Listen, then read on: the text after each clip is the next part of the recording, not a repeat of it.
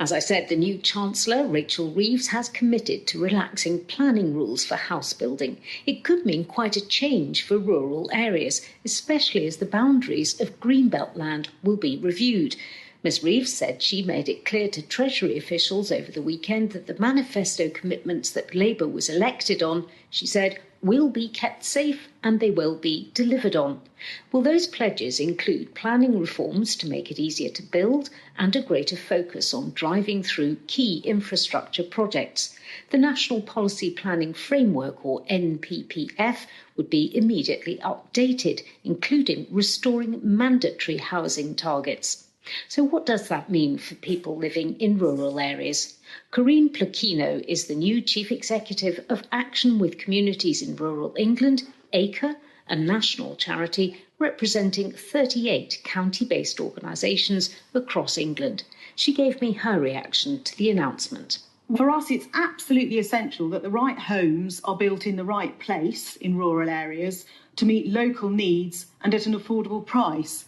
And there are three areas, I think, in particular, which we're keen to explore with the new government. One is ensuring that planning policy and targets must be used to ensure that rural communities can add sufficient quality housing for local needs at an affordable price.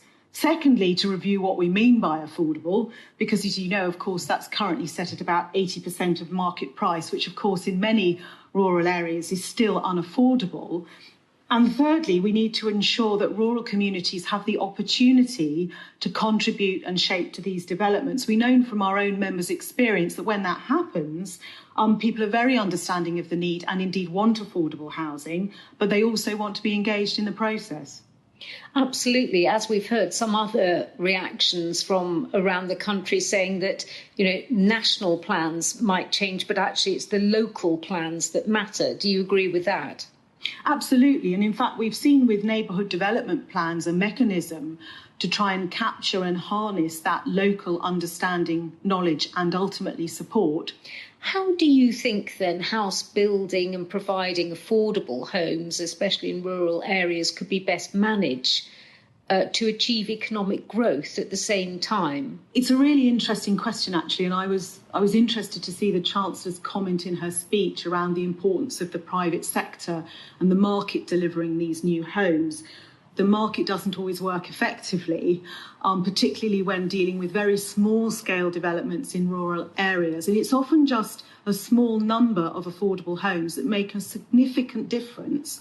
So for us, I think there are several things that we would like to see included as the proposals are developed: to provide financial stimulus, to encourage greater diversity of community-led housing, and also to expand housing enabler schemes, which you might be aware of, individuals who are specially brought into an area to try and connect rural need with potential local sites, with the planning authorities and with local developers, and to complete that circle in order to move projects on. I also think that looking into the medium term, that once we do see an increase, we hope, in the building of affordable rural homes, that local authorities have more power to look at ensuring that those homes are available to meet local need in perpetuity. So whether that's by ensuring that they are ring-fenced for particular types of homeowner or renter who are addressing local need, or whether it's looking potentially in the longer term at restrictions or taxes on second homes and on short-term lets. There's going to be a review of greenbelt boundaries. Now, greenbelt doesn't always, have to be green, really. I mean, there was an example being used yesterday of a petrol station in Tottenham, which was within greenbelt area, which can't be built around. Rather odd. Friends of the Earth have said the Greenbelt serves a vital purpose of preventing urban sprawl, and building on it should be a last resort. Do you agree with that, or would you like to see more change to the Greenbelt boundary? It's a really interesting question, and of course development is already going on Greenbelt land in various parts of the country. I think for us the question is more around what is actually going there. There is no doubt that Greenbelt has played a really important part in the development of housing and other developments across the country. But I think there are other ways potentially to address certainly the particular needs in rural areas. Corinne Pluchino from the national charity ACRE.